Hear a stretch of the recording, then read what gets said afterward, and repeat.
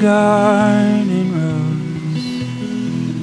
Hello everyone, welcome back to my channel. Today I thought I would try a reading challenge inspired by a channel called Coco Day, and she makes really relaxing reading vlogs, and she did one where she read for 24 hours and I was like, I want to try that. So what I'm going to do in today's video is put a timer on, use the stopwatch on my phone and press start every time I'm reading and press stop every time I need to stop. Once I get to the 24 mark on my stopwatch, I will have read for 24 hours, and I thought that might be interesting. I want to know what 24 hours of solid reading looks like, how much you can get done. By the way, sorry if you can hear like bashing around, and also sorry if you can hear my pug.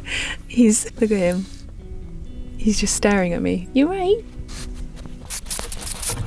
Yeah, we're in a campsite at the moment. We're actually just getting ready to leave.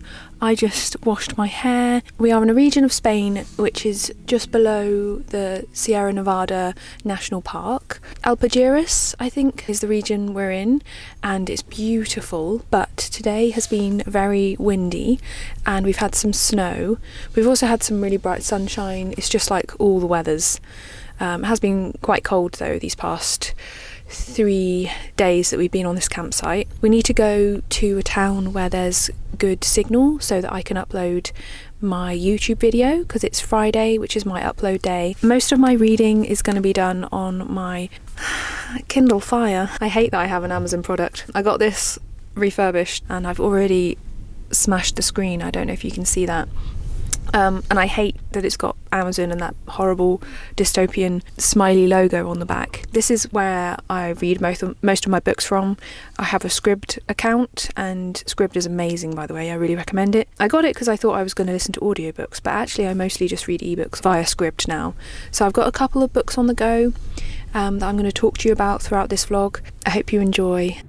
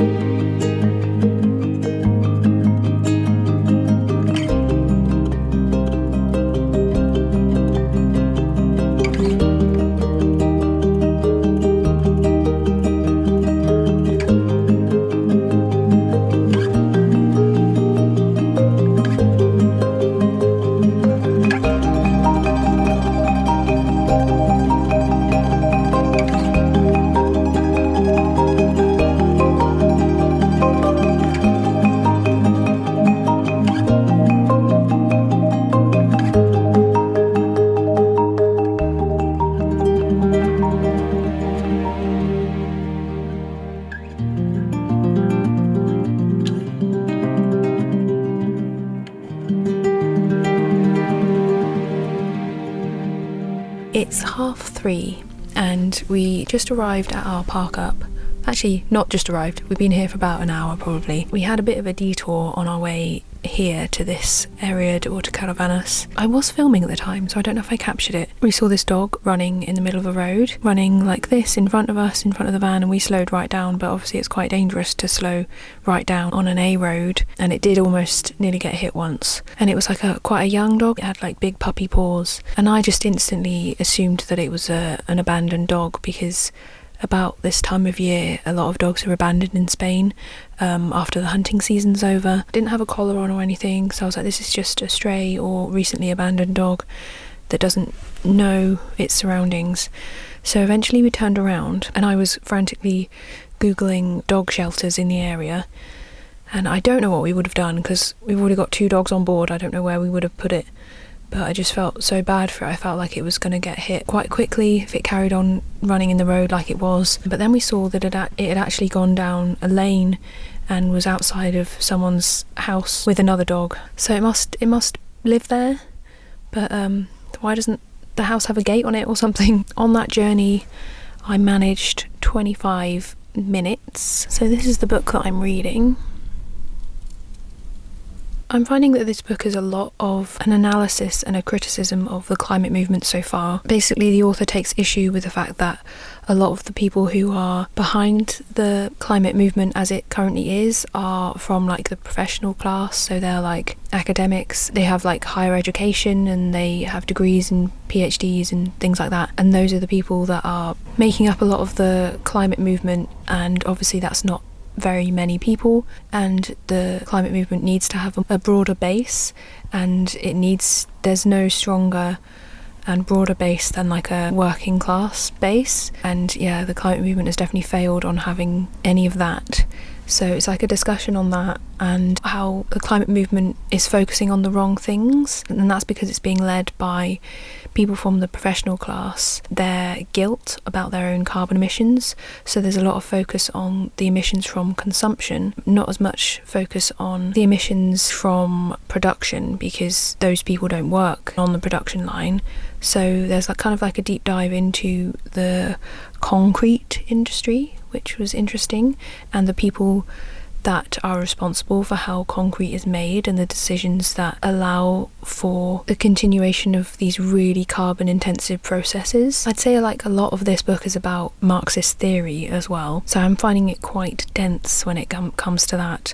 A lot of discussion on like relative surplus value, blah blah blah, just like words like that I struggle to get my head around. Capital's drive for relative surplus value, that is to say, its drive to increase exploitation, ultimately entails more fossil fuel combustion and an intensification of the climate crisis. I'm still trying to get my head around a lot of the arguments that he's making in this, and some of it I do feel quite called out because I'm involved in the climate movement, but I definitely will take constructive criticism, and he's been quite negative about degrowth and the ideas of degrowth and how they don't really have mass appeal because a lot of people in the global north are really struggling and are already scrimping and saving, and so the idea of living with less is just not compatible with what they need. The reason I love degrowth so much is because it will allow us the luxury of time, and surely we all want to work less and have more time in our communities and with our families. Obviously late stage capitalism doesn't allow for that for a huge majority of people, so now we're taking a closer look at the climate movement and its class makeup. It's definitely worth a read. I'm glad I'm getting to it.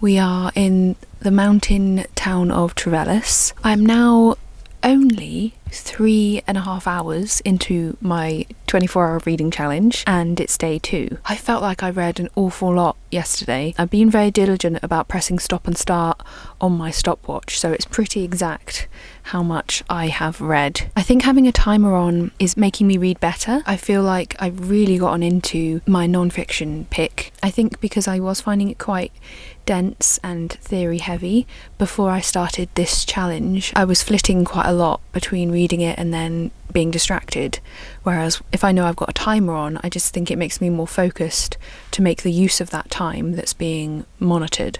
So it's a good thing, although it is quite daunting to know that I've got so many hours left.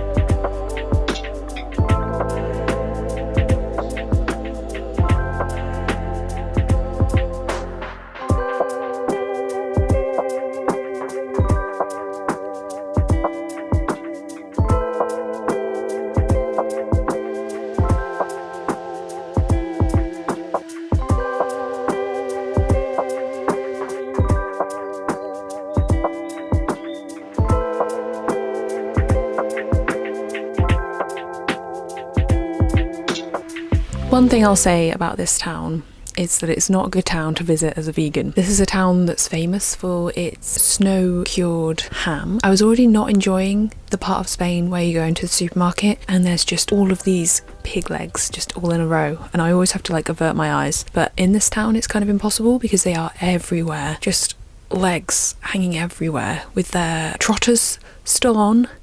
And it's horrible. Craig and I went out for a coffee this morning and just observing meat eaters as a previous meat eater who's now a long-time vegan. There's just like some fucked up behaviour going on. There's all these cutesy life-size models of pigs and piglets. All the tourists that come and visit this town pose next to these cute little models of pigs, and it's like, you're eating these animals, you do not get to like pose with them in their living state. So yeah, it's been quite jarring to see that, and it's ruining an otherwise lovely town because it is absolutely gorgeous here. But unfortunately you cannot escape the legs. We are on hour 6, and yeah, I'm really getting to the crux of his argument now. We've got to the point where he's saying what needs to be done instead. So his main arguments so far are that overall environmental interests are seen as in opposition to current working class interests in the global north. He's also talking about the professional class, their environmental politics,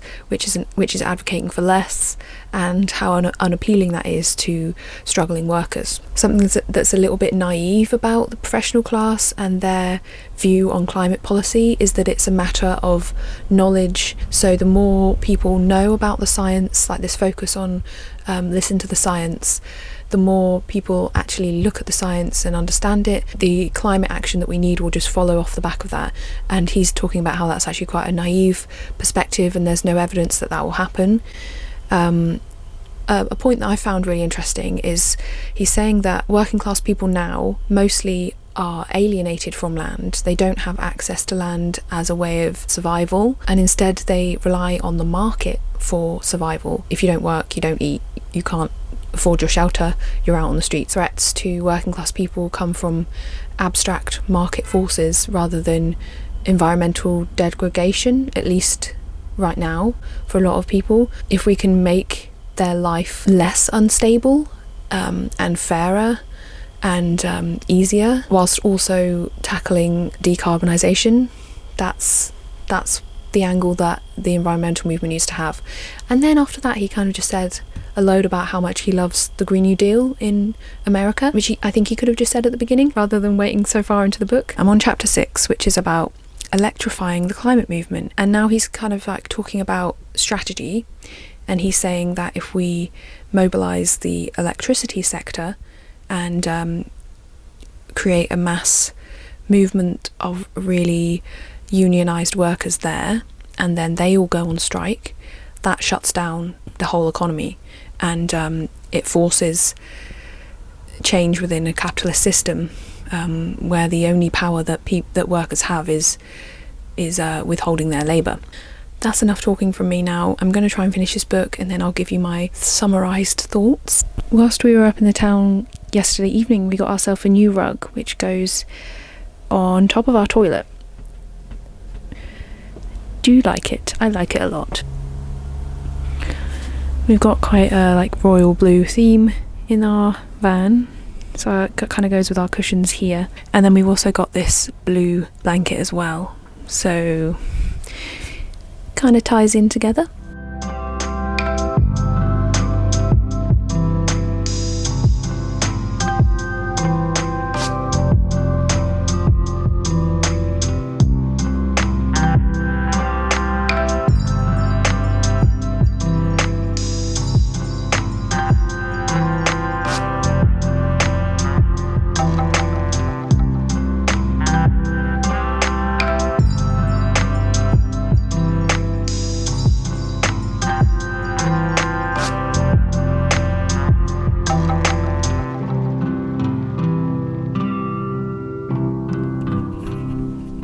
So I just finished the book and I had a feeling that there would be a really good conclusion to this book, and I wasn't disappointed. I guess basically the message of the entire book, which is in the conclusion, is this quote: "We do not need better environmental policy ideas to solve climate change.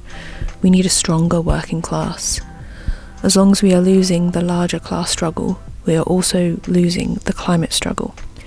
And I completely agree with that, and I think that's why I've been so inspired and encouraged by the labour strikes currently going on in the UK. The nurses, teachers, postal workers, rail workers, NHS staff, ambulance drivers, Amazon workers, and the relief in seeing workers in the UK knowing their value and demanding more is just amazing, and becoming mobilised as a collective is just really exciting and gives me hope. Obviously so angry that it's got to this stage where workers in the UK are using food banks because they can't afford food, and are in fuel poverty because of greedy fossil fuel corporations and their billions in profit. But hopefully it's building class consciousness in my country, at least. I hope that's happening globally. I can only speak from my country, but obviously it needs to happen globally because climate change is a global issue. I think this book has been really good to read. I'm really glad I read it. I found it frustrating to start, and I think some of it's quite heavy on theory and historical references. Obviously I think theory is really important and historical context is important. It's just quite intimidating sometimes and quite difficult sometimes, but I'm glad I got through it, and I'm glad it was included actually in the end. I really liked this quote as well, kind of about humanity as a whole. We have always created and produced things. That's what we do. I liked this quote a lot. For Marx, production is at the heart of humanity. Quote, "Man produces even when he is free from physical need, and only truly produces in freedom therefrom." End quote. Under capitalism, where capital controls the means of production and despotically directs the vast majority to produce for others, humanity's species nature is estranged from itself. And then later it says, "Humanity as a whole has a deep and universal need to direct and control production. This lack of control over production is what yields feelings of helplessness as the world burns." So yeah, basically this book was arguing that we need more public goods and we need public ownership of production, and we could start with the electricity sector, nationalise the electricity sector, then it no longer becomes a for-profit industry, and it can be an industry with the aims of decarbonisation rather than profit for shareholders. I really recommend that book. I really enjoyed it.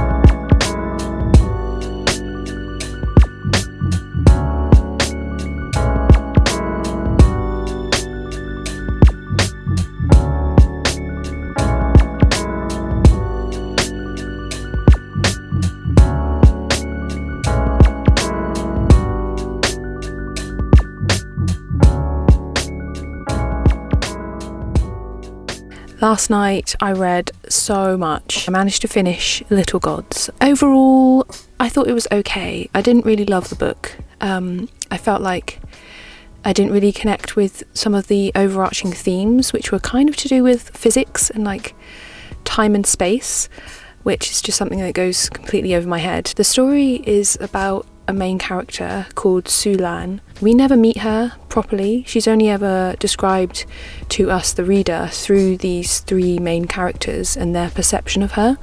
So she always remains quite elusive. But she's the mother in this story and also the wife.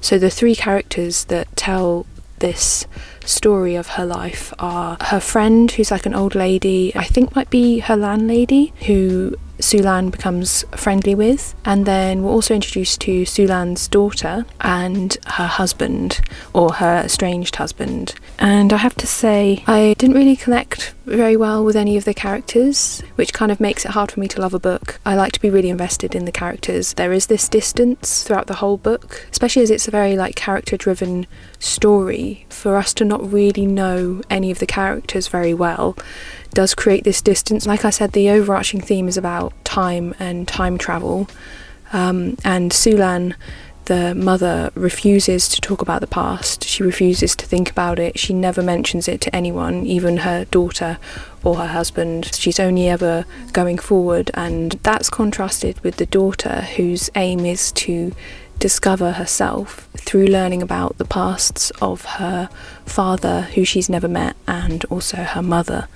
So the daughter is going backwards and the mother is going forwards. Quite well written. I would have loved it to be a bit more fleshed out in terms of the settings, because that's kind of what drew me to the book, it being set in Shanghai and Beijing, but I didn't feel like I got a sense of those places very much.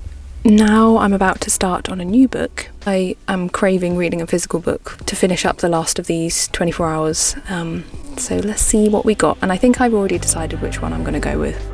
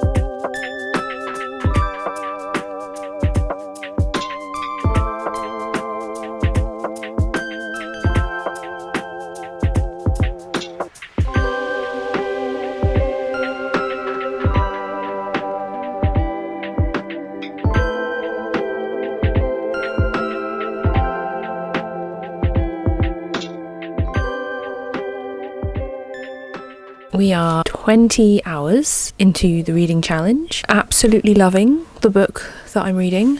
Toni Morrison turns out pretty good writer. I don't know if you've heard. Toni Morrison's Beloved.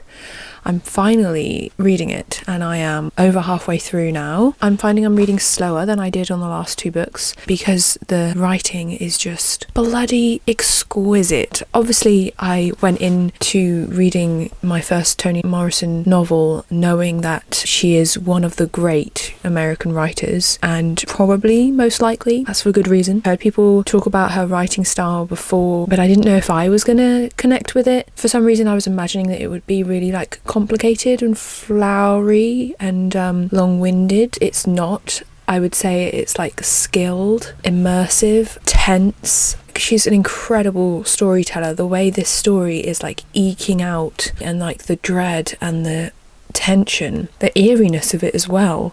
I didn't realise that this novel is kind of about ghosts. Didn't know that at all. and very pleasantly surprised to discover that. So basically, Beloved is a novel set in the mid-1800s in America. It's following people who were enslaved and were either freed or have run away. It's set mostly in Ohio. The characters, you get like a real sense of their experiences before making their way to Ohio. It's harrowing, the memories that are being brought up. You know that there's just so many more of those awful experiences that people have locked deep inside themselves because they're just too awful to comprehend. And the novel starts off in a house, and you know that the house is haunted by a baby, and you know that the baby's been killed, and you have to wonder why the baby's been killed. A magnificent achievement, an American masterpiece. Yes, it is. There's not been one page that has disappointed me in this book yet. Yeah, we're on hour 20, loving my reading challenge because of this book. And we're about to leave this park up. We've just come back to this park up to do all of our chores, get rid of our grey water, top up our water tank, and we're making our way to Granada today. Yeah, I really want to finish this challenge today and give you my final thoughts.